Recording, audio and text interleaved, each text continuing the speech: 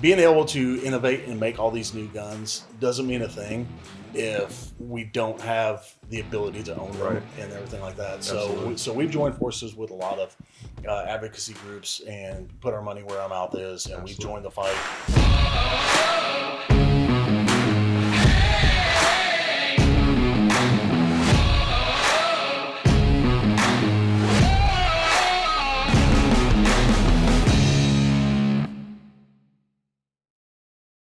Welcome back to CF Podcast, guys. We're here at the beautiful CMMG Outpost for Impact at the Outpost. And I'm here with Mike, first of all. How's it going, man? Appreciate you, brother. Thank you for dealing with us out here in this beautiful heat. Well, it's not really hot, but it's good weather. It's not beautiful either. But I guess if it is going to be beautiful heat, it is beautiful heat. Absolutely. And you guys have, first of all, this is your, third year doing this now? Yep. Okay, so that's great. And this place, this facility is absolutely immaculate. I mean, we're sitting in your studio. Yep. So, I mean, as you can see, we've got some crazy stuff on the wall. The Endeavors, the Resolutes, the Banshees. Of course, just many more to go along with the product line. And you guys have innovate, and then, again, innovate again. So, we try to. We got to keep people guessing. You never know what we're going to come out with next. But it's so cool. I mean, let's roll into some things that you guys are doing. I mean, I had the pleasure of shooting, I don't know, everything. And but something near and dear, 8.6 Blackout. Yep.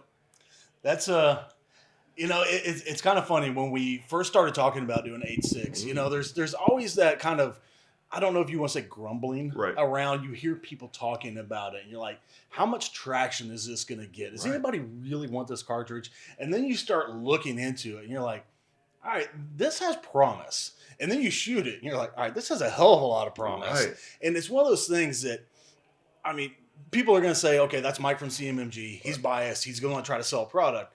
But the thing is, it truly is, you just have to experience it to truly, appreciate what the round is and what it's capable of. I mean, let's talk about that. Like what you just said mentions, is it a viable caliber, right? What goes into making that decision? Is it a marketing decision? Do you guys sit with the engineers and say, hey, we've got this cool thing that's going on? Or man, if you could figure out what goes through our engineers' brains, please tell me. Oh, okay. I tried to pick them earlier. No, it's kind of fun because first off, I've got to say thanks to our ownership and everybody like that because our owners are incredible, our officers, everybody comes together with these incredible ideas, and our owners, they're constantly challenging our engineers to come up with something new. I remember when we first came out with the Mark 47.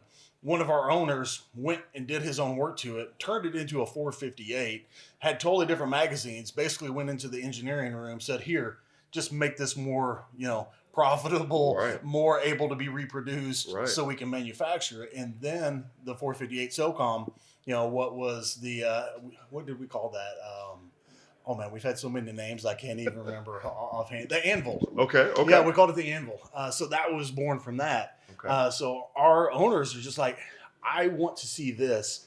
And what's funny is a lot of times we'll have product that just got released this week, but we've got projects that are still a year and a half, 2 years out. We've always got stuff on the back burner. So, the BR series and the Descents and all that. It's just, it kind of ebbs and flows in the engineering side of things. You make little leaps forward and you work on things, and then something else might get a little bit more prioritized because you never know what a politician may say, what happens in the world. Things have to be kind of fluid. But the 8.6 is just one of those things that we're kind of known as one of the companies that we'll take some chances. We'll have some fun. We'll do something different. And we have manufacturers reach out to us all the time saying, hey, we want to introduce an entirely new cartridge. Would you help us with this? Okay. And we're like, we'll give it a shot. So it's either going to take off and it didn't hurt that bad, or it's either going to take off and be something profitable and everybody wants it, or it might have not have taken off that well. And a lot of times calibers are very similar to the point that, okay, maybe we just have to rebarrel it and just get a slightly different bolt, but we can still use the parts from that. So it's 8.6 was something that I kind of keep coming back to it, but 8.6 was definitely one of those things that we've seen it floating around for a while, and with the Descent, it's just like it needs to happen. It makes sense. It's the home. It makes sense. So it's like we always talk about. It's synonymous to being like just a bigger brother of 300 Blackout in how you do it. Like 5.56 casing, 300 Blackout, cool. Now you take 6.5 and then change it into an 8.6. It just makes sense. It does. So no magazine change. You're just rebarreling. That's about it. But one of the problems, though, if I can say there is a problem with it, is I think it's a very viable round, and I think it's an incredible round. The problem being, 300 Blackout still hasn't completely caught on. So saying it's the bigger brother to 300 Blackout, I don't think is the selling point. Because there's still people that really need to be educated on and truly appreciate what a 300 Blackout is. Right. It's been around for quite some time, and when it first came out, it was kind of hot. And then it just smoldered, and everybody kind of forgot about it. And I honestly think 8.6 is maybe bringing a little bit of a resurgency to 300 Blackout. Okay. You're once people are, their interest is peaked on 8.6. They're like, well, all right, let me research it. I mean, or if they're like me, I over research everything. Say, where did it come from? And 300 Blackout, they're like, huh. Well, that makes sense. But then you have the people that are still 300 Blackout versus 7.62 by 39, and that's going to be the 9 versus 45 debate. Ford versus Chevy, whatever it is, or 10 mil versus everything and everybody else. So we get it, all you 10 mil nerds out there. But geez, but yeah, man. I mean, expanding onto the portfolio, like CMMG, like everything that you guys have, from small parts to full-blown weapon platforms and new weapon systems. What used to be the Mutant. You call that all you like, right? And I'm happy to hear it. Right, the Mark 47. That itself is a whole toss on a traditional waist head. So I love what you guys do when it comes to that. I mean, you kept everything as AK-esque as you can, even down to the magazines, but then having familiar AR controls. You give the people those options, and it just looks and feels good, and it's a phenomenal shooting platform. So to me, I'm thankful for stuff like that. The Descent, it being bufferless, all of these things that people ask throughout comment sections worldwide. Hey, you guys see, and then you deliver. So we're definitely trying to. I mean, and that's a nice thing about it. So with the Descent and that bufferless system, I mean, we saw how well it lended itself to everything we do, and we're slowly just adding more and more calibers. I mean, we have, I know in the BR series, so the new multiple state compliant rifle / ranch rifle, however it is that you want to look at it. At launch, the AR size magwell, 7 different calibers. We just introduced the 308 size magwell of that, 3 different calibers, and we're finding that it started off as I don't know how you would want to say it, a particular gesture toward maybe a certain agency regarding pistol braces. It's like, hey, this thing doesn't need them. But we found out that it's just an incredible system. It shoots great, and we're like, well, it just needs to be more in every way, shape, and form. Absolutely. More calibers, more sizes, more availability. All the colors that you would ever want, like whatever that you need. Got a few of them showing here behind us. So. Absolutely. So, but also moving into that, not only that, small parts, all these things, the new platforms that you have, but suppressors, man. I mean, that's, first of all, near and dear to my heart again. I just love, it's a more elevated way, I guess, shooting with pinky out per se. So it's kind of funny being with the company as long as I've been with the company. I've never personally been an NFA person, just because I have the opportunity to have my hands on them quite frequently. So it's never really been anything that piqued my interest, because I'm like, I get to shoot them, but with the faster turnaround times, I am part of that club now. I'm becoming a stamp collector. And it's cans are, again, it's one of those things that I think they're underappreciated until you have them. Absolutely. It's I mean, it's courteous. It's if you're out hunting with it, it's just, I mean, I'm older. I have tinnitus, you know, anything I can do to help keep that ringing from being as bad as it is, you know,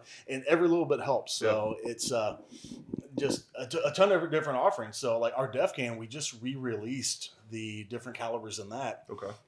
So with our new rebranding and revamping of the Def Can, we have 5.56, 30 cal, dedicated 5.7 4.6 can.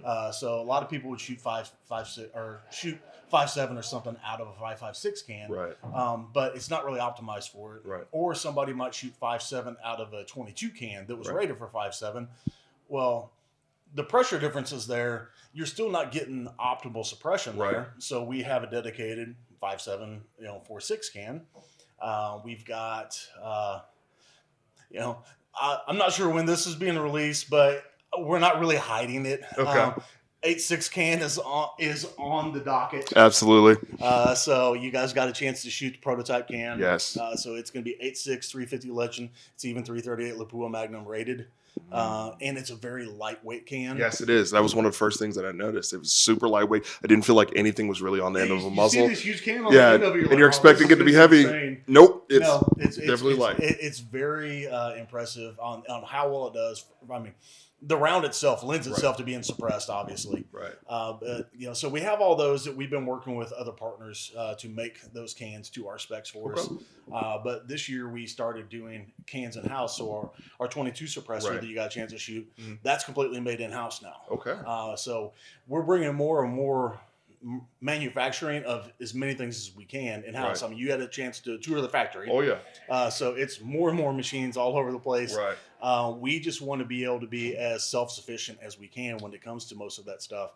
And we're finding, hey, suppressors aren't that hard to make. Right. I would say I can't let the cat out of the bag or anything, but I'd say look for more in-house suppressors in the future.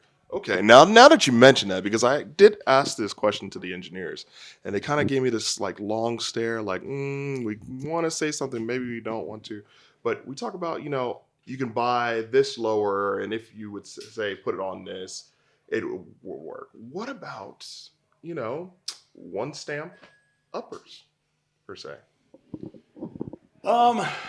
I don't know where we're at on that. Okay. That's something that I know has been kicked around a lot. But one stamp uppers, people that can truly appreciate a one stamp upper are really going to be on board for that. Right. But I think that market is a little smaller than I would like it to be. Just because if you think about it, the suppressor market's pretty saturated. There's a ton out there. So what's going to make my dedicated, one stamp upper stand apart from these others? And inevitably too, you also get, is the handguard going to be large enough to encompass the suppressor? Like an SD look. Right. Yeah, because you have a lot of people that like that. They want the big fat handguards that go over an 1.5 inch suppressor. I'm like, well, you kill some ergonomics to an extent because you kind of want the slimmer handguard for faster running if you're not necessarily running suppress. It gives you that high speed, low drag feel, but then you're having to bulk it up if you want to go that SD look.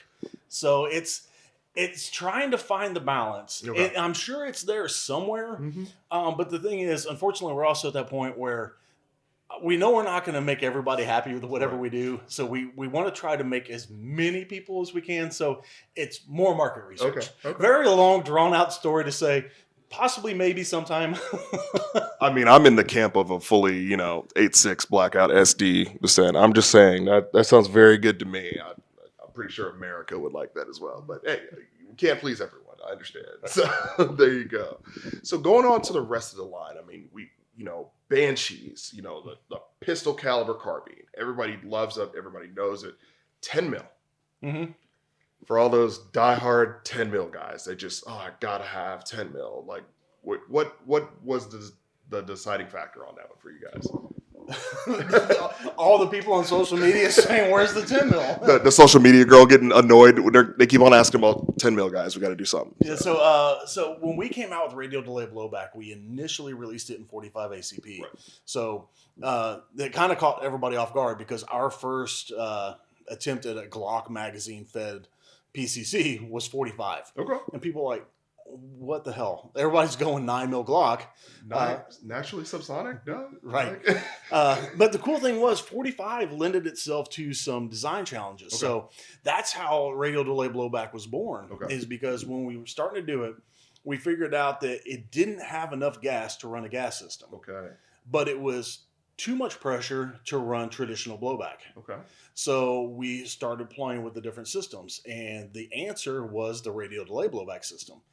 So, it bleeds off, simplest of terms, it bleeds off a little bit of pressure on the initial firing of the round by rotating the bolt and moving the pivot pin, the cam pin. And that little bit of bleeds off enough pressure for it to then turn around and run, straight blowback. Okay. But it has less reciprocating mass. And since we had a Glock 45 magazine, everybody's like, 10mm magazine will fit. And trust me, we saw that. We're like, yes, we know it does. It's the same mag well. But 10mm lended itself to so many different obstacles because 10mm has such a wide range of power factors that getting one platform that can optimally run on all of that is very difficult. So we send it with different buffers and different weights and stuff because you're going to have to tune it a little bit. As much as we would like to have a one-size-fits-all, it's just not there. Yeah, you don't know. Their cousin Skeeter says, I got this perfect hand load thing for 10mm and it works. So you got to be able to strike everything. It probably works in the Glock, and I appreciate that, but it's just the mechanics, the different tolerances going from a plastic frame gun to, something that's not going to budge in the slightest.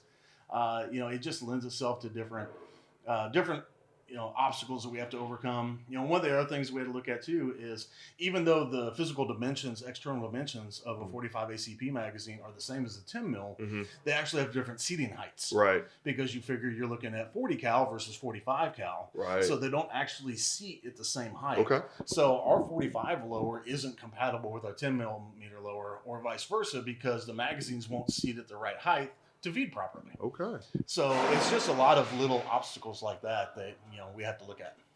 Okay. So, but we figured it out. We got 10mm out there. Earlier this year, we released the 45 ACP Descent. Okay. So naturally, people said, "Where's the 10mm? Where's 10mm?" I promise you guys, we're working on it. It got to the point where I used to just play coy all the time. I'm like, I don't know. It's on the drawing board. Maybe. Who knows? We're working on it. I promise you, we are. It's the compact action with radial delay blowback is additional set of challenges we have to overcome. So, I'm happy to say that we have a 10mm. There are a lot of companies that have teased and shown prototypes of 10mm that have never made it to market. At least ours has. That's very true. And so we have something tangible that we have a base for, and you're going to see more from it. It's just be patient with us, guys. We have a lot of things we're working on. We'll get there. We promise. Absolutely. So moving on from all that, which is great, the 5.7, even down to your proprietary magazines, which by the way, they all fit in your normal plate carrier, all fit in your your perfectly good AR magazines, like holsters. Everything fits. So that's one of the great things. And I apologize. No. I feel like I talk a lot on this. That's one of the great things. So if you have kit that you normally run 5.56, same kit, different mags, different calibers. So we got 9, 5.7, 22, and that pretty much covers. Yep, those are the main conversions right now. We also have 4.6. Oh, 4.6, But 4.6 I consider it to be more of a proprietary anyway because nobody else really makes one other than an MP7. Yeah. So we have MP7 at home. Oh. So, okay, that's very true. Now the question is, could you make a 45 proprietary magazine? I'll be honest, it's something we're looking at. We have people ask us all the time, ever since we did the 9mm magazine, but when we did the 9mm conversion magazines, it was an insert that you put into a PMag. Right. Well, that worked so well because the actual exterior diameter of 9mm is pretty much the same as 223. Right. So feed lips and everything were the same. So we couldn't do anything with 45 or 10mm because they didn't lend themselves to working with the feed lips. Now that we have our own 9mm magazine, now we can look at, okay, can we tweak these so that we could possibly do 45 and 10? And we ideally like that. We love doing the conversion magazines, not only for the compatibility of your rig, but the other nice thing that most people don't really stop to think about is if you own an NFA firearm. Yes. If you have something that you went through the paperwork and you're like, oh, I'm stuck with this one caliber. Not anymore. Right. Buy our uppers and our conversion mags, and now you can, if you had a registered machine gun, if you had all the paperwork to have a registered machine gun, it's probably an AR magwell. Exactly. But now you have more calibers that you could run on that, and just it opens up your possibilities from being restricted to your one caliber NFA item. Right. Even down to we'll just use training ammo, for instance. People love shooting 5.56, but what's even better is shooting 22 and using that conversion in any type of or any atypical AR-15 platform is actually beneficial, especially for the fraction of the cost. So you guys have really turned that around as well. The 22 kit has definitely been one of our biggest sellers over the years. I mean, honestly, like you hinted at, we sell complete firearms, we sell just uppers, we sell just lowers, we sell all the components from individual detents and springs. So like you can OEM and bulk pack buy from us tons of springs to have in your store or wherever you need them. If you're just a guy that builds ARs and they find low Earth orbit all the time whenever you're trying to build one, we have extras for you. Absolutely.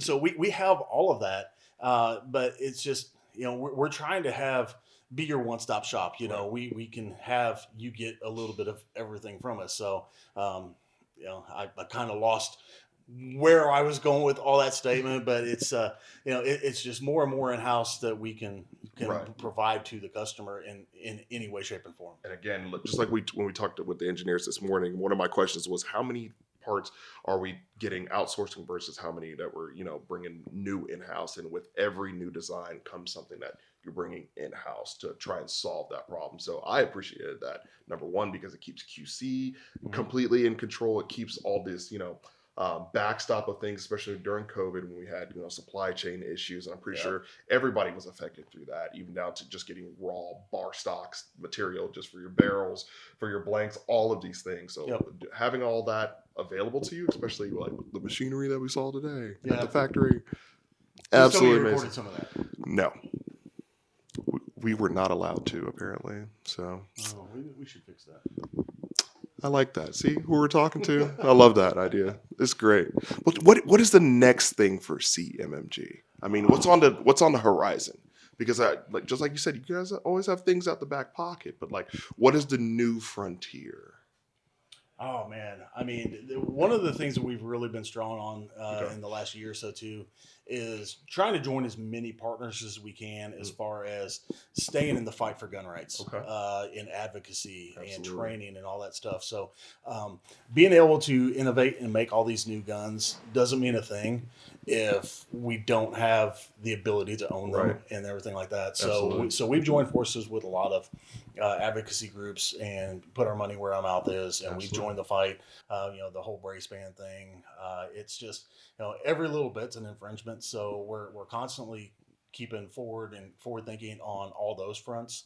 But as far as what's next, man, I don't know what I can and can't say. I could give you a wish list of things that, but I would say you're probably going to still see another take of a compliant style rifle.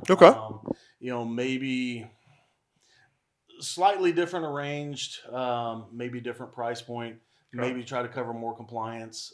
So it's just, we're constantly, pushing the envelope. The Descent upper really lended itself to the BR, but it also opened up our engineers' eyes to go, hey, we could tweak this and make it different. Not necessarily a better different, but maybe we found a more efficient way of doing something. So we're always seeing a lot of the things that we're doing as not only design challenges, but it also allows us to see things from a different angle and say, okay, we can overcome that differently.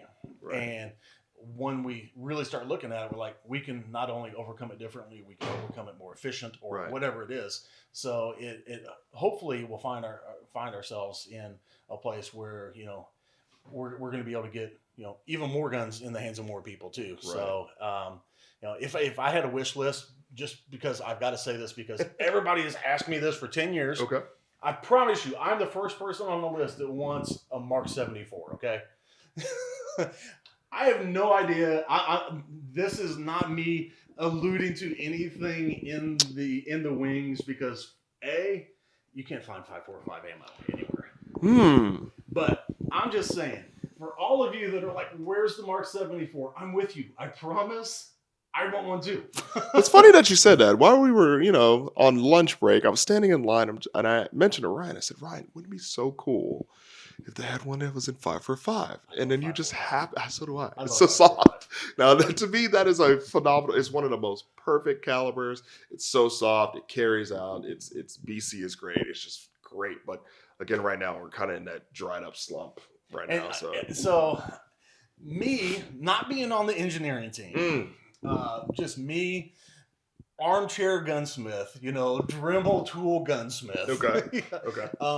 I personally think the compact action would lend itself nicely to a 74 platform. I'm just saying. You heard it here first, folks. This is me publicly calling out my engineers. Guys, get on it. And they do say, necessity is the mother of all invention. So why not? Oh, we need to get AAC getting some of that 5.45 cranking. We really do. So shout out to them. Hey, that's one of the things I love about this industry is I don't care if it's a competing company. We all have the same goals. That is very true. We all have the same enemies, which are politicians and rust. And all gun rights are infringements. Absolutely, mega based. So it's one of the things I love about this is, the community is actually pretty close knit.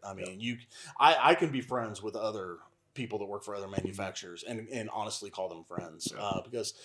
We all want to make some money in doing what we're doing, but ultimately if you're a true Second Amendment advocate and you truly believe in the Second Amendment, you want every gun company and every gun person to succeed. Right. Especially with those who have any type of these restrictions. We saw the 80% stuff go. How many people from California were here? Yeah. Oh man, that just gives me the warm and fuzzies. I'm like, we have California people here. And that's largely in part due to the BR4 and the BR3. We now have things that can go, I hate using the term behind enemy lines, but it works because those are the people in the trenches fighting for us. And the people that always say, well, if you live in such a state, just move. It's like, no, it's not that easy. It's not that easy because, it's a huge financial burden. Mm-hmm. But secondly, those are the people that are entrenched that are fighting for us. Right. So, if they weren't there fighting, those states would be completely overrun. Right. And we're very thankful for FPC, GOA for actually fighting for gun rights for us, because without that, none of us would be here. So, shout out to them, definitely. And just the way that everything flows with that. CMMG, man, you guys have taken this thing and brought it to the next level. And of course, you've already hinted at, something that putting the engineers' feet to the fire there, maybe a little 74 action. Totally yeah, I know. Mike being mouthy again. But it's okay though, because I thought the same thing. We literally had that conversation while we were standing for lunch. I'm just like, that'd be so hot right now. Yeah, so hot. I agree. But definitely 8.6 Blackout. That is tickled my fancy now. Now you guys have brought in a platform that's so awesome, and it's all of its grandeur. So I'm definitely pumped up for that. And maybe I remember we talked offline about it, but maybe we could see something like CF contest, right? Where I don't know, little 8.6 action there. I think we should. Okay. I think we should. Okay. So yeah. Who do I talk to about that? Well, it's funny, not me, but Ryan's here. I can relay the message, but yeah, we definitely. You can point me to you know the person that knows the person. I know the person that knows the person, and he's within earshot, so I'm definitely glad to point out that direction. Well, yeah, man, but brother, we appreciate this whole event that you guys have had here in this beautiful facility. Impact at the outpost. First of all, the outpost, I like that. It's really cool. It's like a nice little secluded thing. Next thing you know, matter of fact, next year maybe we could pitch some tents out here, man. I'd do it. Little fire body action, little I mean, we kumbaya got action. the fire pit down there. That is true. So. We don't always take ourselves most seriously. We have a lot of fun, and we make our insurance agents nervous sometimes when we say, "Hey, we want to do this," and they're like, "We've never had anybody ask us to do that before. We don't know how we would insure that." Look at that. I mean, you guys have the land, have the thing. I'd put up a huge tent, man, throw on the floor. You need to step that game up, though. Oh, okay. So you're talking camping. I'm talking like zip line shooting. See, we're not in the same ballpark. Okay. If I was an insurance agent, I'd strangle you too. Absolutely. Wow, I'm just sitting there having a good time. We're talking about ziplining. All right. Well, let's make it an experience, right? It went right over my head. I love it. Well, brother, we appreciate it so much for you to have us out here. It's meant so much, and we look forward to everything that you guys have in the future. I appreciate everything. Absolutely. Thank you, guys. And, of course, check it out, man. CF contest. You guys heard it first. It may or may not. It's going to happen, right? We'll make it happen. All right. See, there you go. Don't have to beg. Don't have to ask. And we got the main man in the room for it. So there you go. But, again, we appreciate your business, guys. God bless, and we'll see you later.